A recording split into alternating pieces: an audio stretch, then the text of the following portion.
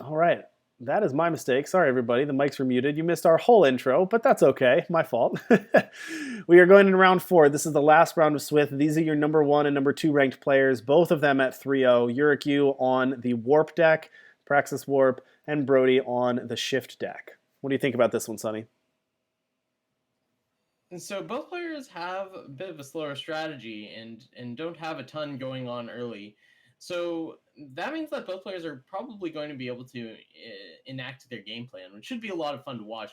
The other side of that is it's possible that Brody just shifts in a bunch of cards and then is able to attack with unblockable units, and there's not much Yurick can do about it. So that's also a possibility, but hopefully we're going to see a good game here. Absolutely. Now, you said something about a certain 8 drop that was in YurickYu's deck. Yeah, 2 of them actually. We've got the Magmatic Sentinel here. 8 drop, 7/5, summon, deal 5 to an enemy unit. I can certainly appreciate that this is about as big as you can get, but I'm not quite sure it's going to be great here, especially not in multiple copies. All right, looks like my screen is frozen, so bear with me with 1 second. I'm going to reset my screen here because I think I'm I'll do frozen. the play-by-play. Brody's got shifted a Crooked Alley Guide and a mining team. YurickYu plays their third power. Gonna just drop a Journeyman Armorer. No unit to put the +1/+1 weapon on. Going back to Brody draws. The Crooked Alley Guy goes down to 1 tick on shift. Mining team has 2 ticks on it before it comes in. Brody thinking here. Mine team shifted. Gonna go ahead and take a look at the top card. Top card goes to the bottom. Amethyst Waystone, 2 power up. What's Brody gonna do with it? I have to imagine that there's if they're shifting the mining team, they're planning on doing something with the rest of this power. Yep, here we go. Shifted Nimble Conscript. Brody shifting all the units that they're playing. YurickYu warps in a Journeyman Armorer. Gets a 3/3 on the Journeyman Armor, and YurickYu's going to draw first blood, attacking for 3 with that Journeyman Armor. Followed up probably with a Granite Coin just to ping face. I don't see... Oh, no, just a Time Sigil. I guess trying to get up to that Amber Waystone. All right, and we are back. Yep, we see the shift units across the top of the board there. Pretty aggressive shifting from Brody. Yeah, I think this is the right strategy. Just shift everything and then attack with them once, and then gum up the board with everything else. Yeah, YurickYu again having expensive cards in hand. Now in this game, it might be slow enough where he's able to play some of them. But a 6 drop, 2 8 drops, that's not the best hand against your aggro shift opponent. No, it is not. 3/5 here is going to be a nice defense and being able to attack for 5. But I mean, we're still looking at least 6 unblockable damage here. You know what? You know what defense requires, right? Being able to block. Mob Rule will take out that 3/5 anyway, so it allows Brody to attack through with the 4/3 as well. Yurick hits 6 power. We'll be able to play out that Cannon Bearer. Also has the 7th power in hand, so we'll actually be able to drop one of these 8 drops if they draw 1 more power, which will take out one of the units. Nice 2 for 1 there.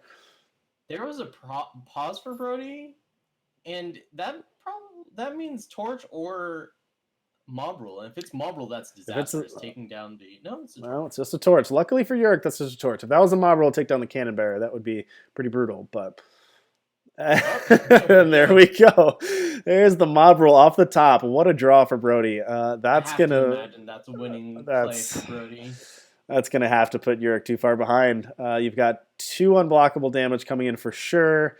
You can block one of these, but seven getting through. That's just not enough.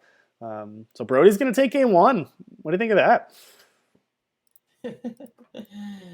Well, that was quite a game. What can I say? Both players got to do what they signed.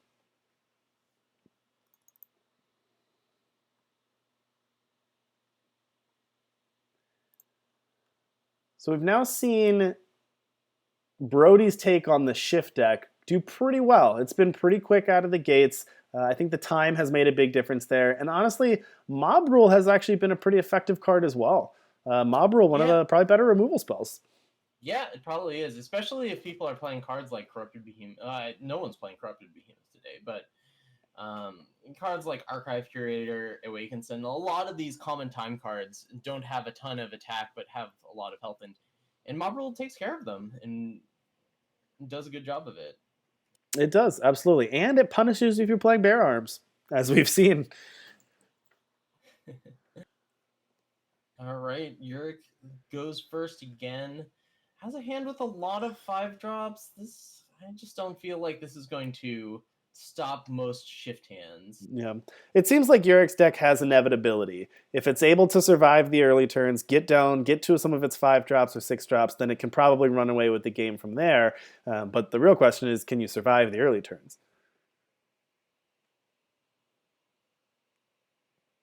Yeah, I mean it's not even about necessarily just getting up to 5 or whatever for Yurik, as it might be against, say, a Rakano aggro deck. But I mean, Brody can probably just keep on shifting the cards and getting through unblockable damage, and that's going to be tough to deal with.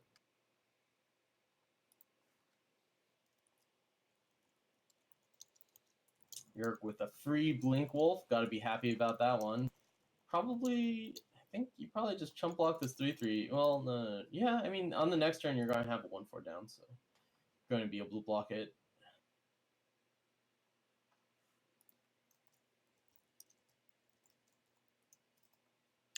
Gets that warp. What do you think? What do you think of Blink Wolf in this? Do you like the Blink Wolf in this deck? The 2/1 for 2 is not the most impactful unit in the world, but do you think it fits Yurick's deck? Fits that 2-drop slot?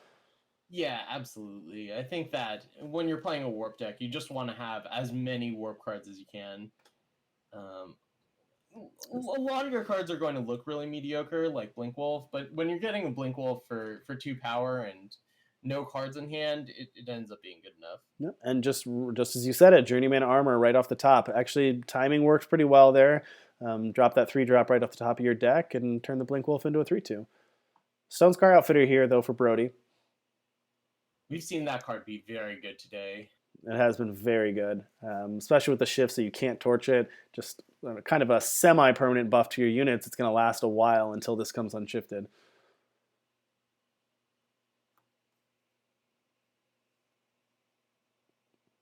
Yurik lining up an attack with the wolf. Go ahead, take Like Brody on attack. 22. Follows up with a 3/5. Yeah, so the 3/5 does a fine job blocking once the units have come into play, but we're looking at 4/3/2/2, so that's 11 unblockable damage for Brody. So Yurik's at a virtual 11 right now. He is with Well, I presumably shouldn't say more. because the torch is going to probably kill the outfitter. It's true. Presumably more shift to follow after that as well, like a Submerged Titan. Yeah. Yeah, it'll be tough, and of course the Cannon Bear cannot hit the Submerged Titan because it is shifted, so that will be out of range as well. I think that's actually been a key thing we've seen from Brody's deck in the matches has been the ability to dodge the torches, just dodging that removal. Yeah, Brody is, however, taking a beating here, dropping down to 14. I suppose the Another idea outfitter. behind Yurik's play is holding up 1 power in order to be able to torch. Probably one of these unblockable units, right? I would assume, unless you're saving it next turn to hit the outfitter, but I don't think you can wait that long. Oh, takes out that. Okay. Does not take out the 3/3 Devotee with the power, but chump blocks the 5/4. Take very little damage here. Gaining 2 life, that's pretty big. Mm-hmm. Now the only creature that Brody has left at back is a 3/1, coming in for a lot of damage here. Yeah, that's true. I mean, Brody really has to watch out for the life total. Yeah, Brody had a good start with a lot of these shift units. The Stone Scar Outfitter is now off of shift, but falling behind a little bit.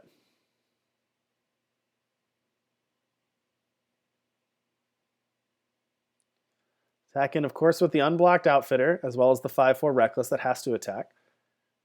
Well, it's really hard for Yurik to push through damage, so I think that most blockers that Brody plays, they're probably pretty confident that it's going to be safe.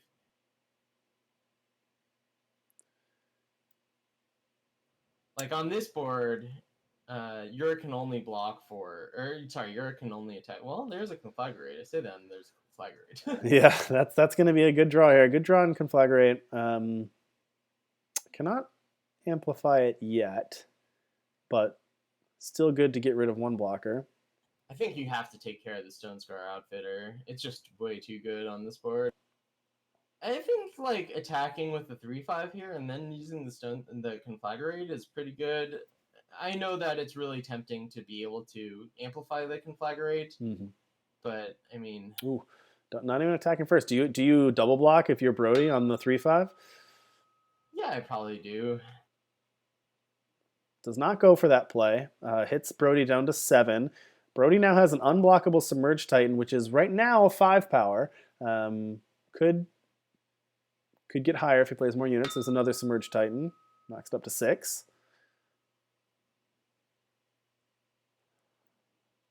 Now that's 6 damage coming through. Going to put Yurick down to 8. Now Yurick has the Conflagrate for the Stone Scar Outfitter next turn, so presumably not going to take any damage from that next turn. Yeah, a Conflagrate hitting both Stone Scar Outfitters on Brody's next turn, that could be pretty big. That's going to take up YurickYu's entire turn. And then facing down 4/4 that can't really attack that well. Like the Submerged Titan won't be able to attack very well. And the Devotees will be significantly less scary once that happens. So I think that Yurick might be in an okay spot after all. Now he's got 3 power in the air, so at a 2-turn clock right now. So it's really surviving this turn and the following turn, which we know they can do with the Conflagrate in hand this turn. So not in a bad spot right now. Just got to be able to hold on a little longer. Unit will allow them to scout and pump their Titans. Yeah, that 7/5 Titan. Well, I guess it might not be. Well, when both outfitters are off the table, I think that it's just looking great for Yurick. Yeah, here we see an ace. So, like, without this Conflagrate, this looks like a fantastic attack for Brody. But the Conflagrate really throws it. Yeah, it's going to mess it up real bad. I'm going to take out both outfitters. That's essentially going to drop the power of every unit by 2 because of both of these outfitters. There's a fast spell here. He has Mob Rule, maybe? No? He would have cast, well, probably would have cast in response. So. You have to play it there. Yeah. Well, I guess not. It doesn't make a difference, but yeah, you would think so. So probably a torch.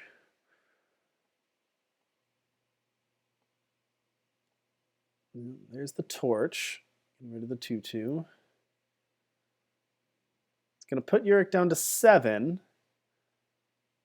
Yurick can play 2 units here, though. And that gives them enough blockers in order to be able to attack in the air with. Sure does. I guess only 2 attacks are necessary this turn, but definitely going to be able to assemble next lethal. Attacking with lining up an attack with all 3 flyers, knocking Brody down to 2, no burn in hand.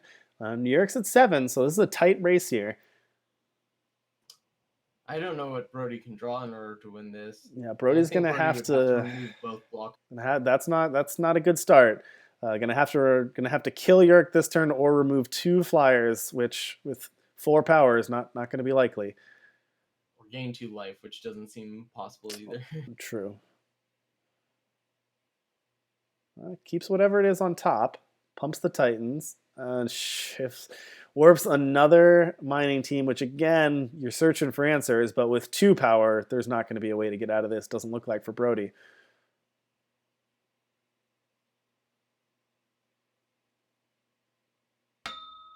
Actually, and chat's right, with Cannon Bear in hand, I actually had an additional 1 damage next turn. So really only needed there's 1 no unit on to the survive. Double fire. Oh, that's true. Only has the 1 fire. That would happen. That's true. Now, yeah, that is a good point. Way to notice that he only had the single fire there, so could not have played the Cannon Bear as is. That's Sunny with the smart plays there. All right, we're going to game 3. Game 3. So this is your number 1 and number 2 ranked players right now going into the final round. Winner of this, of course, is locked. Loser of this is very likely still in. Yeah, and we saw in the standings, in the results of this round, Firebee took down the Magic Order, and Firebee got the pair down. So that means one fewer player with 9 points at the end of all this. True. It's gonna be tight. I don't know what's going to happen with the breakers, but we've got some results in. We have Captain Teambro and Vespa both with 9 points. There's also going to be the winner of never mind. Mediocre. I think Mediocre won the pair down against the Boxer. So Mediocre also at 9 points, but with the pair down, it's going to be tough as far as breakers go. Yeah, that'll be tough for Maddie. Maddie probably has a good chance there, but those breakers are going to make it a little tough. All right, we're live here. So looks like he's got 4 power in hand. Got actually a cheaper hand this time. All 1, 2s, and 3s. So none of the big drops this time. And now has a Blink Wolf on top of the deck. I like this hand though. I mean, you don't need to have your big stuff in hand for the warp deck. You just need to deploy your hand as fast as possible, and then the big stuff will come via warp later. Absolutely. 2 Submerged Titans for Brody, which play pretty well together, pumping each other up, both shifted. Followed up by a Devotee of the Sands, which will also pump up the 2 Titans. Any chance that they just run away with Titans this game?